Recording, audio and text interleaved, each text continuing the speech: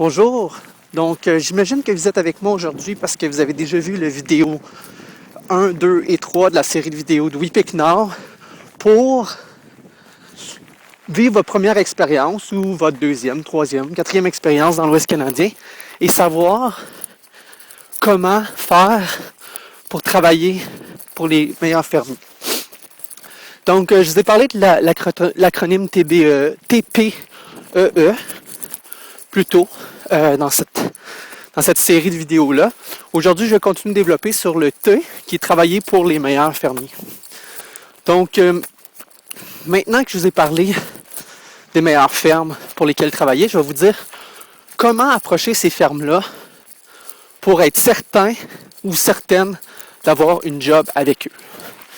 Donc, la meilleure façon d'approcher un fermier, c'est de comprendre exactement ce qu'il recherche. Les fermiers, ce qu'ils recherchent, c'est des travailleurs professionnels. Un travailleur professionnel pour un fermier, c'est vraiment simple. Dans l'industrie de la cerise, ils veulent quelqu'un de fiable, ils veulent quelqu'un de respectueux, puis ils veulent quelqu'un qui a de la volonté à se dépasser, qui a de la volonté à travailler fort. Ils veulent des travailleurs, des gens qui travaillent fort, ils veulent des gens fiables, puis ils veulent des gens respectueux. Donc, en partant à la base de tout ça, de ces trois éléments-là, je vais vous poser des questions. Lorsque vous communiquez avec un fermier, comment vous pouvez lui démontrer que vous êtes fiable?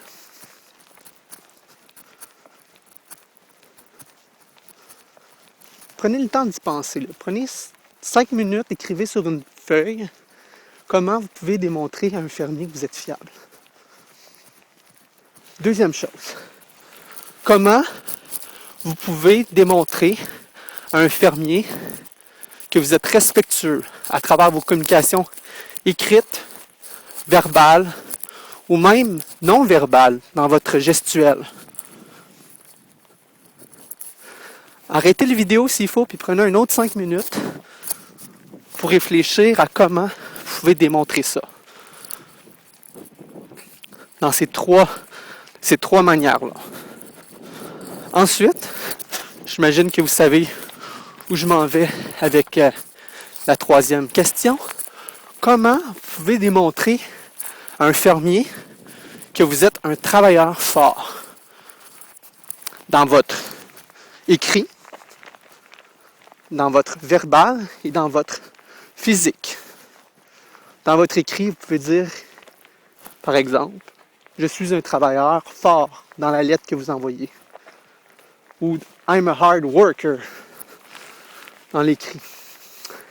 Dans le verbal, vous pouvez dire, lorsque vous allez parler avec le fermier, soit au téléphone ou en personne, vous pouvez dire I'm a hard worker. Qu'est-ce que vous pensez? I'm a hard worker?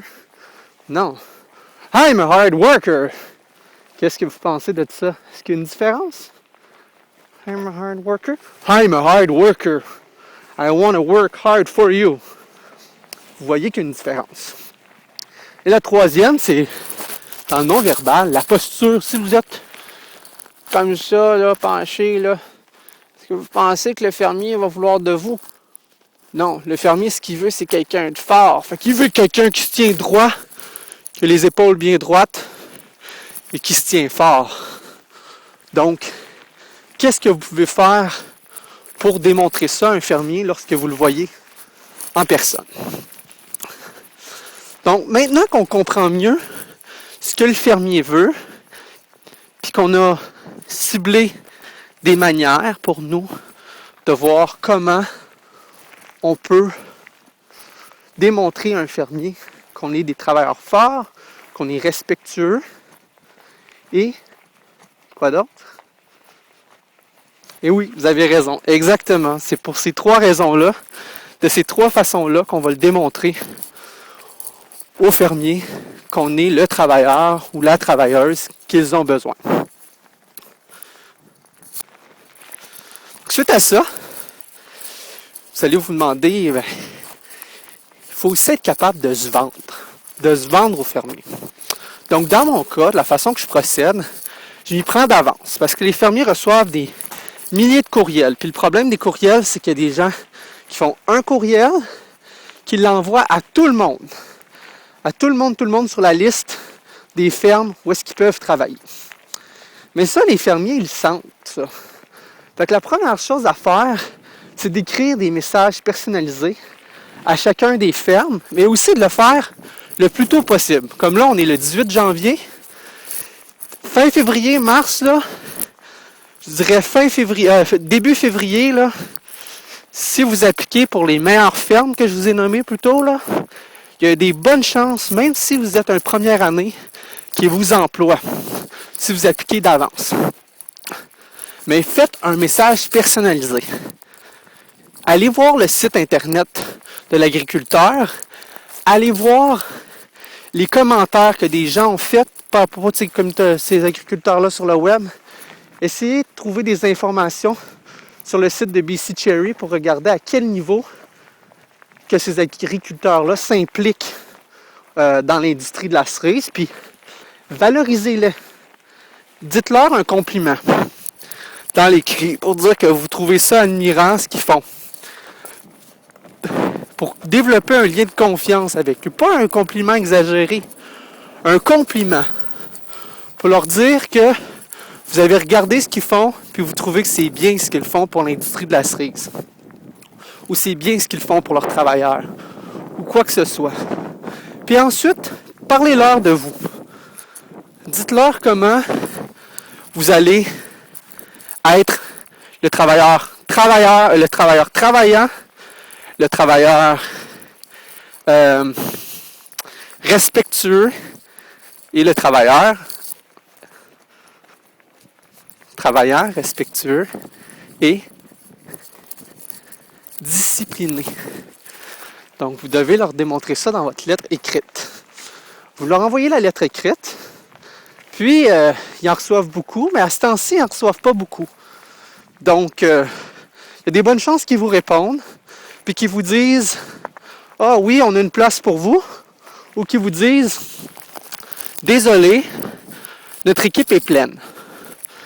Si la personne répond « Désolé, notre équipe est pleine », c'est là que votre talent de vendeur doit rentrer en jeu, puis tout le monde a ce talent-là, c'est que tu dois insister. Un employeur, pour vérifier si la personne veut vraiment travailler pour elle ou pour lui, peut vous dire, vous refuser. Puis eux, ils veulent des gens qui veulent vraiment travailler pour eux. Donc d'insister, c'est une bonne chose pour vous. Donc vous pouvez dire dans votre courriel de réponse, je vous remercie, ou vous dites ce que vous voulez. Vous dites merci beaucoup d'avoir étudié mon dossier. Et vous dites, je vais communiquer avec vous dans 1 mois ou dans 2 semaines pour voir s'il y a quelqu'un qui a cancellé. Fait que déjà là, vous montrez votre désir de travailler pour cette personne-là. Puis il y a des bonnes chances que d'ici l'été, il y a des gens qui voulaient travailler pour lui qui cancellent. Si la personne ne répond pas à votre courriel, ce que vous faites, c'est que vous notez la date que vous avez envoyé le courriel et vous appelez le fermier. Donc vous appelez le fermier, vous dites « Bonjour, mon nom est Laurence-Olivier Néron, je vous ai envoyé un courriel telle date concernant une demande d'emploi. » Vous leur dites ça en français, en anglais, excusez-moi, du mieux que vous pouvez. Fait qu'au pire, vous pratiquez un peu d'avance et vous exprimez ça au fermier. Verbalement, vous dites, puis si le fermier vous dit non, désolé, mon équipe est pleine, vous dites, dans ce cas-là, quel serait un bon moment pour moi de communiquer avec vous pour être sûr d'avoir ma place dans votre équipe si quelqu'un cancelle. Là, ils voient que vous voulez travailler pour eux. Là, ils vont vous dire une date, puis ça se peut même qu'ils disent « Hey, sais-tu quoi, je pense que j'aimerais ça t'avoir comme travailleur. » Tu démontres une belle confiance, c'est ce qui se dit dans sa tête. Puis il fait « Ouais, un employé comme ça, j'en veux plus dans mon équipe. Parce que j'ai vécu des mauvaises expériences avec des mauvais employés, puis cette personne-là, elle m'inspire de quoi de bon. » Puis, n'oubliez pas de vous intéresser à cette personne-là. Faites pas juste vous vendre. Parce que dans la vie, il faut s'intéresser aux gens pour ensuite se vendre. Si vous faites juste dire « Ah, avez-vous de la job pour moi? » Puis il dit non, vous partez, c'est pas une bonne façon. Mais si vous dites « Ah, bonjour, mon nom c'est ci, ça, ça. Hey, j'ai vu votre site internet, c'est vraiment merveilleux. Combien d'acres de cerises vous avez? How many acres of cherries do you have? Where are you from originally? Are you from India? Are you from Punjab? Wow! Puis si cette personne-là est Punjab, là, vous lui demandez des questions par rapport à sa famille. Parce que pour les Punjab, la famille est vraiment, mais vraiment importante. C'est au centre de leur priorité, de leur préoccupation. Vous leur demandez how many sons, how many daughters do you have? Puis là, ils répondent à vos questions. Ah, ça fait combien de temps que vous êtes arrivé de l'Inde? Ou vous venez de l'Allemagne? Ça fait combien de temps que vous êtes arrivé de l'Allemagne? Si la personne veut couper la discussion rapidement, ben, vous suivez cette personne-là parce que ça se peut qu'elle soit occupée. Donc, dans votre appel téléphonique, c'est bien important de vous intéresser au fermier, mais aussi de vous vendre. Puis si le fermier ne veut pas, n'a pas besoin de vous parce qu'il a déjà toute son équipe, vous insistez. Vous insistez pour montrer que vous voulez vraiment travailler pour lui. Troisième chose, si le courriel n'a pas fonctionné, si l'appel téléphonique n'a pas fonctionné, puis là, je vais vous donner l'ultimate façon de trouver une job chez une ferme. C'est comme ça que moi, j'ai réussi à travailler dans les meilleures fermes. C'est pas en envoyant des courriels, ni en appelant au téléphone. J'ai travaillé dans les meilleures fermes de l'Ouest. Puis moi, mon problème, c'est que j'ai pas fait les 2 étapes d'avant. Puis si j'avais fait les 2 étapes d'avant, je pense que ça aurait été beaucoup plus vite. Puis au lieu de me prendre 3 ans pour travailler dans les meilleures fermes de Canadian, ça m'en aurait pris 1 an. Ou 2 ans peut-être. Ou même la première année, j'aurais travaillé pour eux. Mais je ne le savais pas à cette époque-là que ça pouvait être aussi simple. Je pensais que c'était juste une question de contact avec les autres travailleurs, puis que c'est les autres travailleurs qui me feraient rentrer dans la ferme. Mais le vrai boss, c'est pas les autres travailleurs. Le vrai boss, c'est le fermier. Puis c'est comme ça qu'on rentre dans une ferme, c'est en allant voir le vrai boss, qui n'est pas les autres travailleurs qui vont vous faire des échanges, du troc pour vous faire travailler dans la meilleure ferme. Le vrai boss, c'est le patron. Puis allez directement vers lui. Puis faites pas les erreurs que j'ai faites. Attendez pas d'être dans l'Ouest canadien pour le faire. Faites-le maintenant. Donc, si les 2 autres étapes d'avant n'ont pas fonctionné, ou si vous avez pris la décision d'aller dans l'Ouest à la dernière minute, ce que bien des gens font, mais là, l'ultimate, la façon ultime de travailler pour ces fermiers-là, c'est d'aller les voir personnellement, parce qu'ils reçoivent, à ce temps-là de l'année, ils reçoivent des appels, ils ont une liste de 200 courriels, et là, la seule façon de travailler pour eux, c'est d'aller les voir personnellement. Puis là, vous trouvez leur adresse, vous allez chez eux, et vous vous présentez en suivant toutes les techniques qu'on a parlé plus tôt, ce qui est de montrer que vous êtes travailleur fort, que vous êtes respectueux et que vous êtes discipliné dans votre verbal, dans votre non-verbal, puis dans la réflexion que vous avez lorsque vous parlez aux fermiers. Donc, c'est ce que vous faites. Puis si vous pouvez, une autre façon vraiment ingénieuse de rentrer dans les fermes, c'est de leur demander, avant que la saison de cerises commence, « Hey, moi je suis un travailleur fort, autonome, discipliné. » Vous les appelez, vous dites, « Hey, je pourrais faire du travail pour vous avant votre saison de cerises qui commence mi-juillet. » Parce que les bonnes fermes commencent début juillet, mi-juillet. Vous dites, « Moi, là, je serais prêt à venir travailler pour vous avant. Je préfère du tucking, du suckering, je préfère du pruning, thinning, je pourrais ramasser, arranger votre irrigation. Je peux faire plein de jobs pour vous physiques en attendant la saison. » Puis ça, là, ça, c'est vraiment une bonne façon de rentrer parce que le fermier peut vous évaluer. Lui, ça ne demande pas trop de rythme. De toute façon, ces tâches-là doivent être accomplies. Il n'a pas le goût de les accomplir. Il y a d'autres choses à penser. Puis, il vous teste. Il voit si vous pouvez être un bon travailleur pour lui. Puis ça, là, c'est la meilleure façon de gagner la confiance d'un fermier. c'est de lui démontrer à travers des journées de travail que vous êtes un employé qu'il veut dans son équipe. Fait que c'est pas mal la fin, hein? Puis si vous êtes bien mal pris à la fin juin, si vous êtes bien mal pris à la fin juin, puis vous n'êtes pas capable de trouver de job, puis là vous appelez les fermiers, mais ça fonctionne pas à appeler les fermiers. Là, il vous faut une voiture, là, puis vous allez voir les fermiers un à un. Puis un bon moment pour aller les voir, c'est vers 7 heures. Puis vous identifiez les grosses maisons qu'il y a partout dans le sud de la vallée. Les très très grosses maisons proches de vergers. Ça, c'est des familles indiennes, indo-canadiennes. Puis c'est eux qui détiennent la majorité des fermes dans le sud de la vallée de l'Okanagan. Donc, avec eux, vous allez les voir, vous leur posez des questions sur leur famille, vous leur posez des questions sur le Punjab, sur leur religion. Puis après ça, vous leur dites que vous voulez travailler pour eux. Vous leur donnez votre numéro de cellulaire, vous prenez leur numéro de cellulaire en note, puis vous leur demandez quel serait quand commencez-vous à travailler? Ils vont vous dire quand ils commencent à travailler.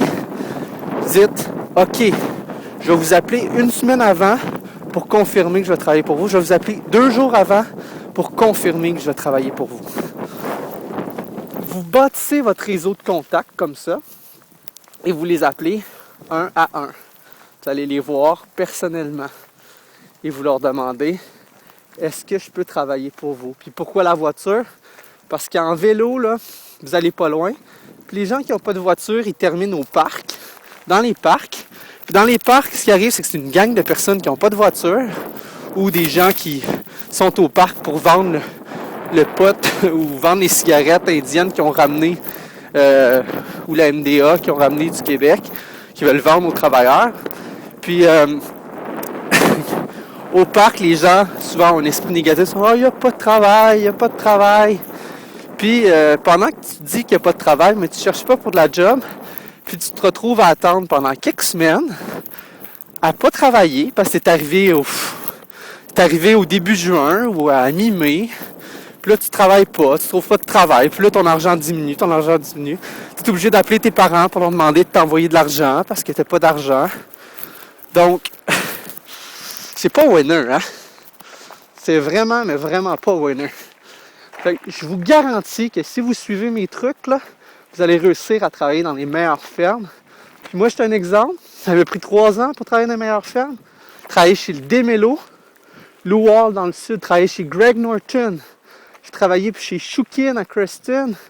J'ai travaillé chez Chris et Greg Norton à Oliver. J'ai travaillé pour Dendy à Kelowna. Je les ai toutes faites, les bonnes fermes. Pratiquement toutes faites. Ça réside tout dans mon secret de comment trouver de la job, comment être respectueux avec les fermiers. Puis, c'est pas sorcier, hein? C'est vraiment accessible à tous, mais vraiment accessible à tous. Puis, tu as juste besoin de suivre ces étapes-là que je vous ai présentées aujourd'hui. C'est simple, c'est comme ça que j'ai réussi à faire 18 000 $ à ma 3e année de cerise. 18 000 $. Imaginez-vous, 3e année de cueillette, j'ai réussi à mettre les pieds dans une bonne ferme et j'ai fait 18 000 $. Wow! Puis, malheureusement, ça a rendu des gens jaloux parce que la majorité des travailleurs, la façon qu'ils réussissent à rentrer dans une ferme, c'est par des contacts avec d'autres travailleurs. Puis ça leur prend entre 7 et 15 ans pour entrer dans les bonnes fermes. Il y en a qui sont plus chanceux, qui ont appliqué d'avance la première année, qui se sont fait accepter dans l'équipe ou qui ont travaillé en pré-saison, faire d'autres jobs, qui ont réussi à rentrer dans les bonnes fermes. Mais il y en a gros, ça leur prend des années. Puis ces gens-là, ils regardent des gens comme moi ou comme d'autres qui réussissent